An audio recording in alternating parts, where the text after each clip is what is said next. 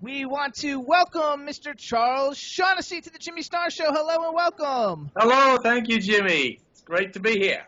Before we get started, let me introduce everybody, starting with our cool, outrageous man about town, Mr. Ron Russell. Hello, Mr. Ron Russell. Hello, Mr. Sheffield. It's so nice to see you. And we got I know that voice. I've heard that somewhere before. I come from the same town she does. She's Flushing. I'm Astoria, so you're going to hear. Yeah. You're going to hear the language all over again. You know who else went to her high school was Ray Romano too. Yes, I know that. I went to college not with her, but the same college, not high school. All right.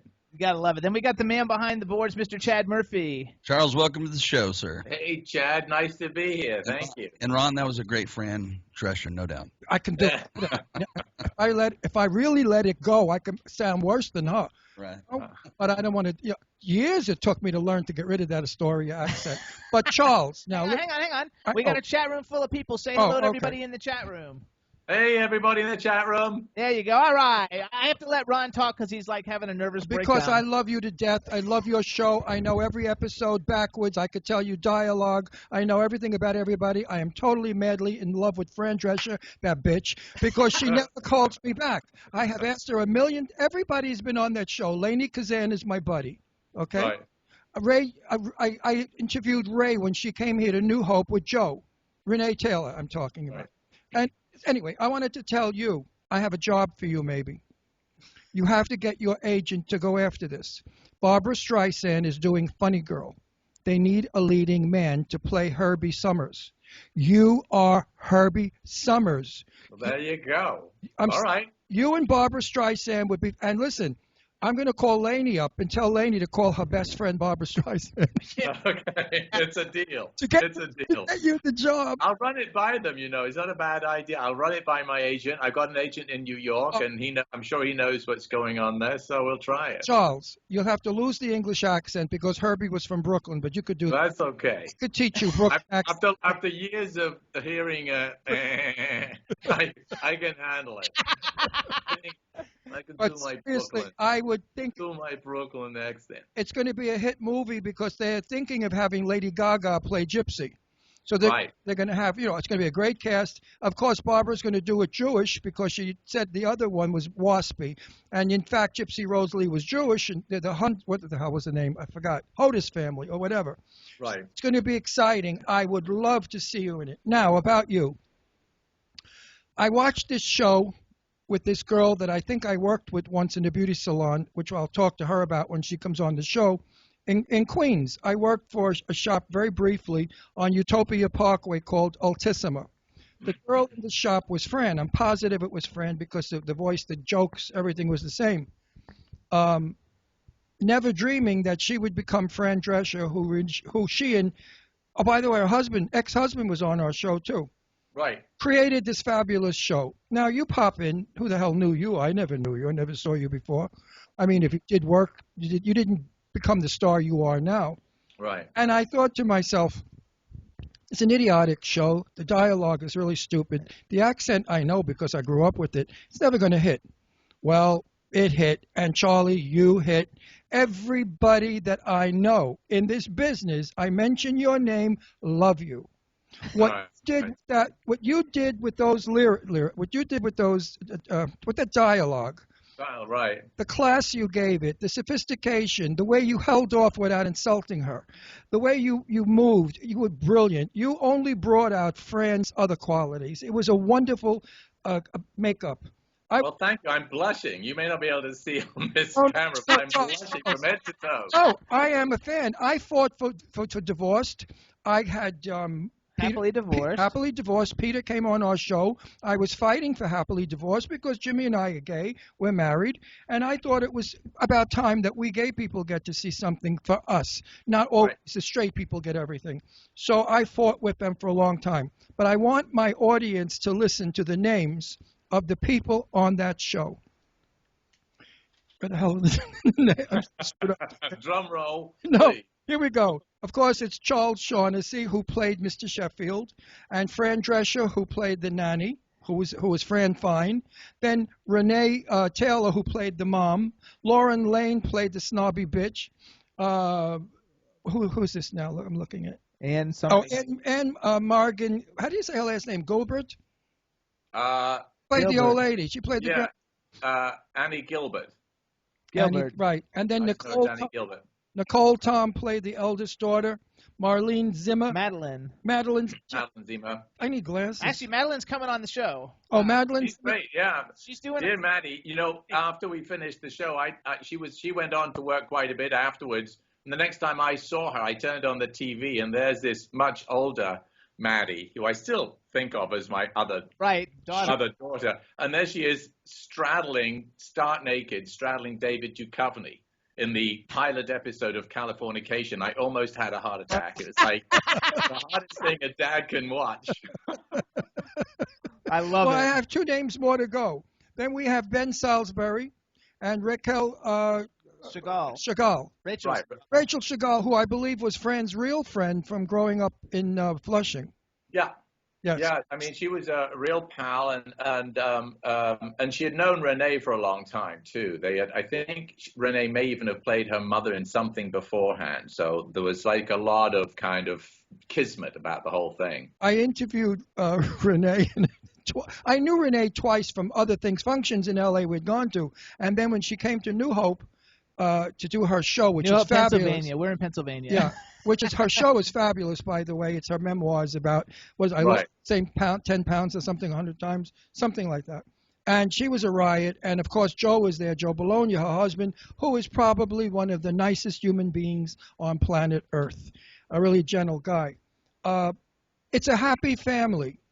Your show was a happy family. Everybody felt love and joy from it. Now tell me, why aren't you doing a reunion? Because we're a lot older. People, I don't know the real reason, but it's hard because people see the show in reruns. There's a whole new generation of kids that are growing up on the Nanny and reruns, and one forgets that we were 25 years younger. So they get that image in their head of what the Nanny and Miss Fine and that family is like. And then you suddenly see us now, and it's a bit of a shock. It's like, wait, the nanny's turned into the granny. Mr. Sheffield is kind of, forgetting where he put his glasses constantly. So, it would be a very different show, but possible. The funny thing is, I went out to dinner. Franny threw a birthday party for Renee at her house in Malibu, in Franny's house, and so some of us were over there, and we just took a picture. Peter said, come on, let me get a picture of you. So there was a picture of me and Fran and Renee, and I thought, what a cute picture. And I tweeted it out and said, dinner with the mother-in-law. And it went crazy on Twitter. Everyone thought this was a secret signal that there was a reunion in the works. And it blew up into this kind of frenzy. Entertainment Tonight were following it, and it was just an innocent dinner with everyone saying, oh, it has to be a reunion show. We not only loved your characters, we loved each actor's personality. So we know you as family as well. Right. Joan Collins, who I spoke to not too long ago, I said the same thing to Joan. You know who Joan Collins is, of course. Right. She's one of you people. So I said, So I said to Joan, would you ever do a reunion of Dynasty? And she said, of course. I said that question. I said, but do you think people would, mind that you're a little older? And she looked at me. She said, I'm not older. The people are.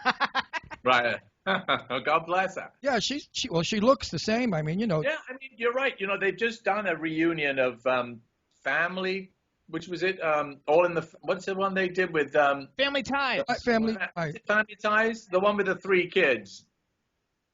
What's the one that John Stamos was in? And yeah. Full House. Full House. Full House. That's right. They just did Full House. So it's in the wind. These sort of 90s shows, 90s sitcom reunion shows. So who knows? You never say never. I mean, I think everyone would be. If anyone came up with a good idea, I think everyone would be very happy to do it. Tell Peter to get off his ass and to put it together again. work beautifully together. I mean, they do great work together. The wonderful part is my coming from Astoria, from an Italian Jewish neighborhood. My friends were either Italian or Jewish.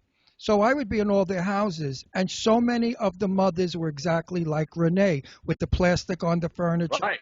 with the Yiddish talk, with all the funny Right. jokes. It was so real to life for me.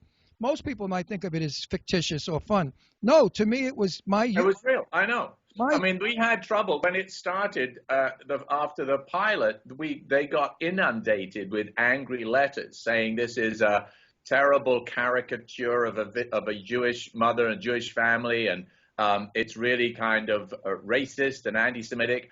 And Fran was kind of taken by surprise and said, "Well, wait till you meet my mother," you know. And so then we met the real mom, Sylvia, and it's like she had the hair out to here, Yes. and not a single thing was that exaggerated. And it was always a very loving portrait of the relationship and the characters. You know, what I loved about The Nanny is that it was able to laugh with and at the characters, but always with great heart. You know, you always knew that there was terrific love and affection with those characters. There was nothing mean-spirited or nasty about it, which was... people are. I lived in Boca Raton, Florida for a lot of years. So did Sylvia. And I ran into her and her husband in a restaurant in, I forgot which one it was. It was an Italian restaurant. And I said to her, I'm in the business, but I'm acting like a fan because I love your daughter and her work, and she's just exactly what it was. And I said, the way she did everything, how I lived. All the homes I went into as a young fella were exactly like that. Darling, sit down. What can I get you? What do you want to eat? I am dying already. Look what's doing out there. It's schwitzing. I'm fainting already. I'm having a nervous breakdown. I'm used to that dialogue. So when I saw this show, I was so comfortable with it. And home. I have to tell you, okay, because like we've been on the air for 5 years, and we've got, I don't know, it's like 800 or 900 interviews, and literally, because Ron doesn't get really excited because like he lived in L.A., he had a TV show, he interviewed all Jane Russell was my dearest and best friend. So the only people that he's out. ever been excited about ever in the 4 years we've been together, he's very excited because Fran's people said she'd come on the show. I love He was very excited for you and very excited for Kathy Sledge from Sister Sledge. And other than that, like there's 797. I'm in good company. 797 other people. He's like, okay, you know, that's nice. They've got a Golden Globe, or they've got this, they've got, but it's not Charles Shaughnessy, and it's not Fran Drescher. Charles, let me name drop some of the people I interviewed on my show in California, which was called Set the Record Straight. I gave every legend the chance before they die to set a record straight. I interviewed Lauren Bacall, Tony Curtis, Cliff Robertson, Jane Russell, Terry Moore, Jesus, the list goes on. And I liked them all. Jane was my best friend. We hung out together. Jane and I were buddies. That's how I got my name, Russell. I took her name years ago. And, of course, I love Jane as a friend. But if you read my Facebook pages, you think I'm a psycho. Because all I write is how excited I am that you're coming on the show. Because I'm never moved by another actor's performance unless it's perfect. And yours was perfect. I became your friend on that show. I watched it every week and in reruns to be in your company with Fran. And you're getting played on Logo like every day now on Logo. Yep. It's amazing. I felt like a fly on a wall looking to your life. Please have a reunion. Okay. Well, I'll pass it along to the higher authorities. Okay, so here's what we're gonna do. Okay, first of all, I want to say, because like this, I want to lead up to the magicians a little bit because I'm a magician's freak. Okay, so and first of all, your radio show. So everything that you've got going on, you've done so much great work, and a lot of it has always been very family friendly. I love to Get a Clue with Lindsay Lohan. I watch all those cheesy movies, and you did the movie with The New Adventures of Spin and Marty. I mean, like you're always like all these like family kind of things. The Nanny was a family show. Yeah. No, what about the hairdresser? What was it? The beautician and the what was it? He's not in that. No, that was the movie version of The Nanny. That was the movie. Yeah, but I thought you were in it. No, that's the guy from. No, it was. Oh, right. You should be in it. Why weren't you in it? And also, okay, so you've done all these like family things and some things that probably a lot of people don't know, which I found really cool because I think you even tweeted you tweeted it, I think, today or sometime recently, that you're a legitimate member of English aristocracy, Lord Shaughnessy V, Baron of Montreal and Ashford County, Limerick. That is like really cool, which kind of fits for the Magicians. Also, no, it fits. Right. So, and I don't know if I want to give like spoilers, but The Magicians, you guys, is a show on Sci-Fi. The season finale was Monday, which I haven't seen the actual season. You haven't seen it? Because I don't watch it's not exactly what I would call family friendly. Okay, it's not family friendly, but the show itself, you guys, is awesome. It's kind of like a modern day version of like Harry Potter in a lot of ways. Yeah, and it gets the finale, the show that you've yet to see, the finale for the season is really intense. I mean, it's they pull all the stops out on that one. You don't have Sci-Fi, so I downloaded the series on iTunes, and then they say it's available, and it's available, but I just finished the show before it last night. Okay, so, but this is a very different kind of role for you, like in The Magicians, because you go from, basically, you guys, there's a book. Right. A book. It's about Fillory, and it's like a magical. It's like the Narnia books. It's like the C.S. Lewis Narnia books. I don't know if you read those. Growing up, it's like it's a sort of deliberately based on that, about these kids that go through a wardrobe into a magic land, and in this case, they go through the grandfather clock. And I play the author of the books, and there's an episode where they find the author of the books, and he gets involved in the story, and he turns out to be not quite the friendly, uncle-y old man author that we expect. That's right. Put it that way. I don't know, what we're allowed to say about that if you don't. No, don't say anything because you can't. This is a show that you cannot give too much away. But he's a real creep. You'll dilute. But then the other thing is you should check out if for my other non-family friendly. There was a movie I did a long time ago called A Kiss So Deadly. A Kiss So Deadly, and I did it on NBC and with Charlotte Ross, and it was pretty nasty. Okay. I played someone very, very creepy, and it's also with Dee Dee Pfeiffer. Dee Dee Pfeiffer plays my daughter, and Charlotte Ross is the object of my affection. And it was when NBC were doing Creep of the Week movies. Oh, that's cool. And so, and I was doing The Nanny, and I thought, well, this is going to shake it up a bit. So I play this guy who gets a mad obsession for his daughter's college roommate, played by, and they were trying to, and I end up raping and murdering her in the back of a car. Mr. Sheffield, was that? And to make it even creepier, NBC, when they cast the girl that I was going to have this affair with, they thought, who can we find to do that? Oh, I know, Charlotte Ross, because she played his daughter for 6 years on Days of Our Lives. So that'll make it even creepier. That's right. I have a lot of fan mail that came in because of Days of Our Lives. I didn't even know you did soaps.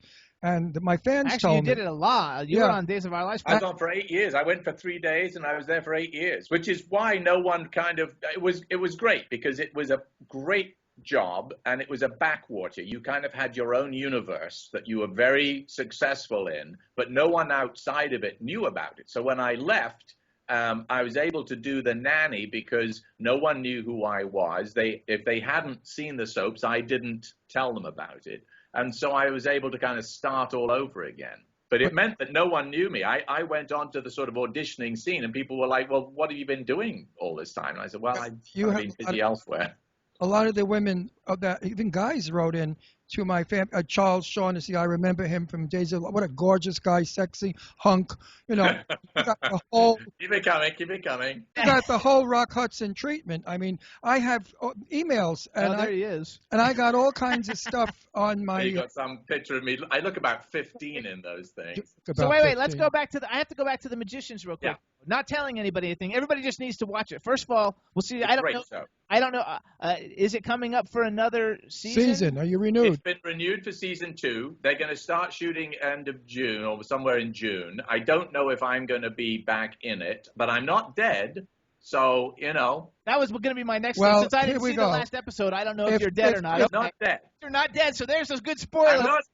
I'm not doing great, but I'm not dead. As a true fan of Charles, I'm going to tell all of my fans and listeners, do not watch it if Charles is not in it. Right. And you know what else is a kind of interesting, sidebar? It's written by these two incredibly talented writers, Sarah Gamble. Sarah Gamble was the showrunner on Supernatural for years.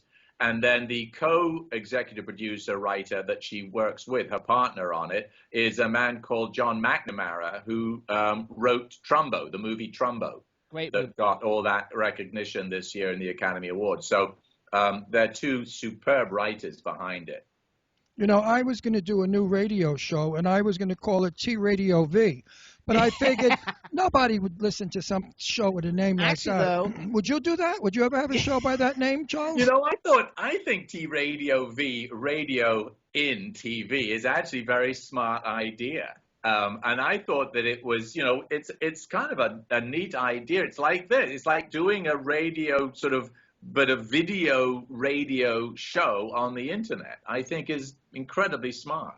So you have a show. Well, we've been doing it for a long time, and it works. It's called Here's a Thought with Charles Shaughnessy. But now I noticed that you're going on hiatus because you have another project to do. Yeah, this is the only trouble with it not being a full-time job is that then things come up and you sort of constantly having to do little reruns and go on hiatus. So it's a little hard to keep it consistent, but I really enjoy doing it. I mean, I get to just, say what I think for an hour every week, which, my wife is very pleased because otherwise she has to sit and listen to me sounding for an hour. This way she can pack me out of the house, and for 1 hour every week, I just get to talk without anyone interrupting. Jimmy gets the same thing because I'm on for 2 hours, and I was a stand-up comic for 52 years, so people never know what comes out of this trap. You got to do me a favor, Charles. There's a name you have to send a kiss to, okay? Because she's listening, and she's probably having hyperventilation by now. You have to say, I'm sending you, Terry Vecchio, a kiss. Terry Vecchio, this kiss is for you. She just dropped dead. Now you have to pay for her funeral. She's dead. No, she died. Okay, she's a school teacher, and she's got half of her school now wrapped around the desk, and they're on some kind of a whatever watching you. Well, hi, everyone. Hi, Terry, and hi, rest of the class. And Terry is the ultimate fan. Terry and I watch The Nanny constantly. We know the dialogue. We could tell you every story backwards. We love this show. Okay, hang on. So I want to do some promotional stuff. Okay, first of all, everybody, if you guys want to follow Charles, he's on Twitter. It's at C_Shaughnessy. Just make sure you spell Shaughnessy right. He has a fantastic website, you guys. If you go to charlesshaughnessy.com, he's got a fantastic website. It has links to everything that's Charles Shaughnessy. It's a really good. I mean, you have a really good website because every week I want to give a little shout out to Janelle Glickman who does that for me. Who because I'm pretty much a Luddite as far as all this stuff is concerned. Everyone out there thinks that I'm one of the best social media guys out there. In terms of actors my age. But I have to say, Janelle keeps me on the straight and narrow. She knows exactly how to do all that stuff. So, yeah. Janelle, thank you so much because you also helped set this up. But wait, I want to talk about his website for a second. I was going to also. I went on it, and I go on no one's websites because I couldn't care less. But I went on yours, and I was amazed at all the different categories we could click on to find. We even found out how much you have. $1,400,000. What?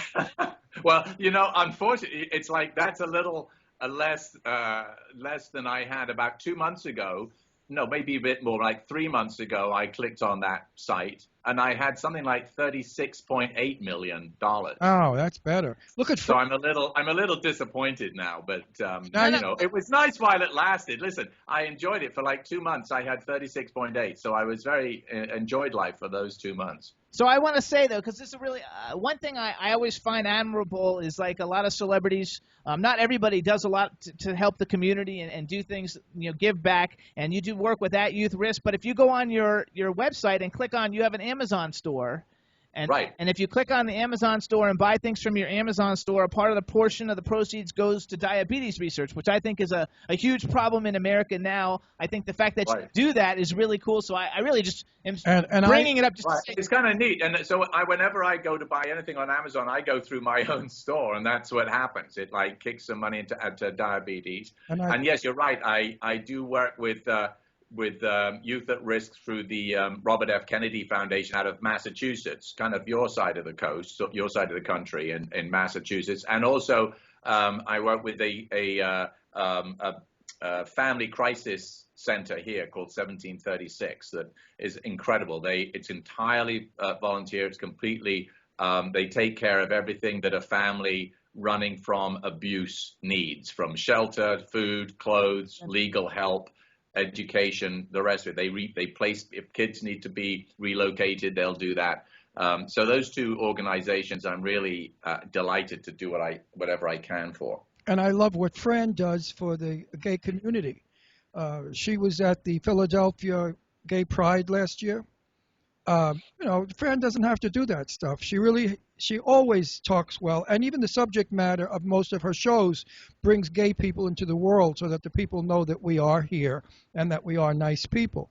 Now, she married this guy that's like a genius, right? What is he? What is Shiva, he's a scientist, and when he was very young, he developed a program that was sort of the father of email, and he's got all kinds of extraordinary companies that are doing all kinds of extraordinary research into modeling, sort of cellular modeling, biological modeling for disease and drug control. So in other words, instead of having to test new drugs on human or animals, you can test them in a computer model and it will give you the results. I'm not quite sure what it is. It's a little complicated, but it sounds pretty brilliant to me. It is brilliant. And it's amazing that Fran, of all people, you don't think of Fran with a genius. You kind of think of Fran with like a blue-collar worker, a guy that drives a cab. That's just from the name. Well, that's the character. That's where I'm going with this. With this. So everyone out there, that's not Fran. Fran is extremely political. She's extremely democratic and very free-thinking of everybody is equal and everybody has a right to be here. And that's one of the reasons I love her, as well as her acting. I love her personality, and I cannot wait to interview her. Hang on. We've got 5 minutes, and I want to go over a few things just want to quickly. I drilled Lainey Kazan about it when we had dinner in Florida a couple of months ago, and I've done the same thing with Renee, and they all come up with the same stuff about Fran. She's quite a remarkable woman, and I see now in talking to you that you are also. So you guys go beyond stupid actors. You go into smart people. Say. You got to love it. Jim. So. Okay, so two things. Yeah. One, you have a movie, Sci-Fi, Moontrap, Target Earth. I love these sci-fi movies. Is that movie out already? We're waiting to see. It's not out yet. I don't know where it will. Very often people make these little movies, and it's a great movie. But we're waiting to see if it's going to get distribution or where it'll pop up. So stay tuned. Okay, that's number one. Number two, you have a play that you're going to be doing soon on the East Coast. Oh, we're coming. Well, now there's a little flag on that play. Oh shit. Okay. I'm leaving this weekend to do another little movie in Hawaii. That again called Midsummer Night's Hawaiian Dream. At the moment, that's the working title, and I'm not sure where that'll get released. And then I was meant to be going to Connecticut to do How to Succeed in Business, and sadly, just yesterday I had to throw a flag on the play because I'm going to be doing something else over the summer. I'm not actually at liberty to say yet a while what it is. But it's quite exciting, and summer you come back and you can tell us. So I'll tell you, you'll know somewhere. I'm not sure when it'll all be sort of official, but you'll find out. It's not, I have to say, a Nanny reunion. Okay. No, we're going to work on that because Jimmy has over 2 million Twitter people, and we're going to put it out on Twitter, and my Twitter. And I'm also going to contact Barbara Streisand because I have an in with Barbara Streisand, one of the fellas from New York who used to do her hair when she was on with Funny Girl. 100 years ago. She's an old queen, so she'll do it for me. She'll call Barbara. They're still friends, and suggest your name to Barbara.